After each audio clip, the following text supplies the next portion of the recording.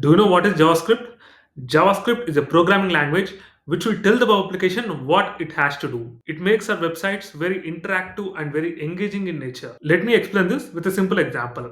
Imagine you went to a wedding. There is lighting, DJ, music, people are dancing everywhere. Some delicious food is getting served. Bharat is happening on the time. So who is planning all these things? Some people should be there in the background who are planning all these things. That is called as event organizer. Similarly, in our website, JavaScript is like an event organizer which will plan all the things. It will make sure that all the events happens on the time and make the websites interactive and engaging in nature. Okay. Now you will ask me a question that there are a lot of other languages in the market, right? Why only JavaScript? Because if you learn JavaScript, you will become an all-rounder, and JavaScript is everywhere. You can build mobile applications, web applications, front end, back end, gaming, whatnot. Everything you can build with JavaScript.